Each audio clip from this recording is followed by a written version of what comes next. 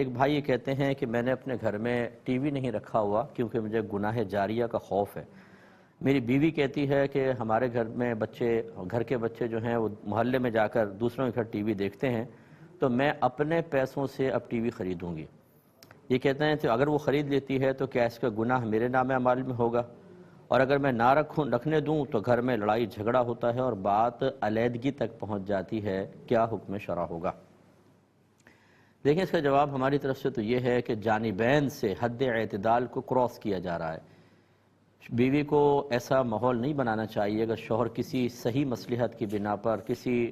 موجودہ دور کی نعمت کو یا موجودہ دور کی کسی آسائش کو روک رہا ہو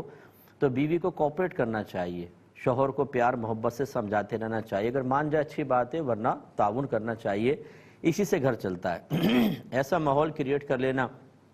کہ لڑائی جھگڑا فتنہ فساد ہو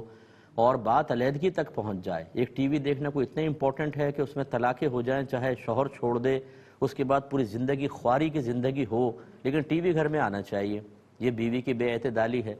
اور یہ شوہر کی بے اعتدالی یہ ہے کہ یہ آپ کو کس نے کہا کہ اگر آپ ٹی وی گھر میں رکھیں گے تو ہمیشہ گناہ جاریہ ہوتا ہے؟ ٹی وی میں اچھے پروگرام بھی آتے ہیں، آپ کو اپنے اوپر اعتماد ہونا چاہیے، اپنی تربیت پہ اعتماد ہونا چاہیے، اپنے گھر والوں کو اچھے انداز سے آپ تربیت کریں۔ عمومی طور پہ بچے کارٹونز دیکھتے ہیں، کارٹون میں کون سا گناہ جاریہ ہو گیا؟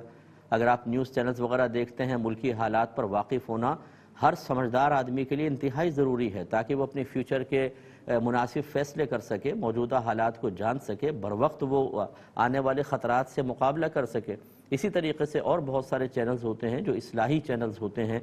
دینی چینلز ہوتے ہیں، وہ ٹی وی کے بغیر آپ نہیں دیکھ سکتے۔ میں نے تو دیکھا ہے کہ ایسے لوگ جو یہ زیادہ تقوی اختیار کرتے ہیں بیچارے نہ ملکی حالات پہ واقف ہوتے ہیں، نہ مطلب ان کو دین کا زیادہ شعور ہوتا ہے، ہاں تقوی اختیار کر رہے ہیں، بغیر علم کے تقوی کیسے حاصل ہوگا؟ لہذا شوہر کو بھی چاہیے کہ اس پر پازیٹیو سوچنا شروع کریں اور اپنے گھر میں